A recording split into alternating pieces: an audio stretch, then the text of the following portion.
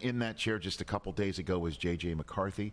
He's now a member of the Minnesota Vikings. Did you speak with him last night? Yeah, was at his draft party. Knew that's where he wanted to go. That's where his heart was. So excited for him and excited for the future. So were they tire kicking on him from jump? Were they calling you up? Yeah, I mean, Coach O'Connell and Kwesi, they were all there. They had a day. They spent the whole day with him, watching film, working out, doing different things. And it's been a long process to see it happen, but I knew that's where he wanted to go. Yeah, and he wanted to go there because why? I mean, the weapons that they have on offense, the offensive line, the receivers, obviously, JJ throwing to JJ now, and, Aaron Jones being there at running back, and knew they were stocked, and Coach O'Connell did such a great job developing quarterbacks, so he was so excited for him, and, JJ, he fell in love with that and kind of knew he wanted to go there from the start. Josh McCown also is the quarterback coach there. It does appear to be an outstanding setup, what you're looking for when you're being drafted in the NFL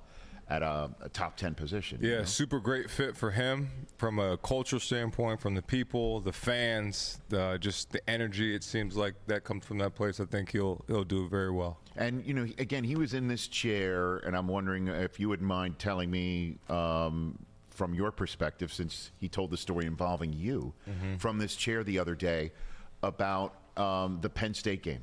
You were the head coach, and you found out you were the head coach the day before, if not confirmed the morning of. Yeah, right. Like that is what it happened. 90 minutes before the game. It was confirmed you were coaching. Confirmed. Yep. So you are now in a crucial spot, to say the least. Yeah. And you run the ball 32 straight times. And he said he came up to you afterwards and asked, "Do you not believe in me?" Was that the case? Yeah. It was the next day. And we were in the office, and he asked me, that question. I said, no, I just felt like that's what we needed to do to win at that time, and wanted to protect you and the rhythm of the game and all that. And, I think we came out the next couple games and answered, if there was a belief between me and him. And I've always believed in JJ in every sense of the word, in every game. And just felt like at that moment, in that atmosphere, in that stage, that's what we needed to do to win the game. And how did he take that, do you think? He's the ultimate competitor. So I think ultimately he wanted to, throw the ball more in that game. But I think at the end of the day for him, his number one thing is he wanted to win. And to watch him that day, that week in practice, and that, just the rest of the year to become who he was and how he led our team was super impressive, and just spoke to his character as a player. Well, Chop Robinson, who was a problem in that game, wound up being the 21st overall pick in the draft last night for a reason.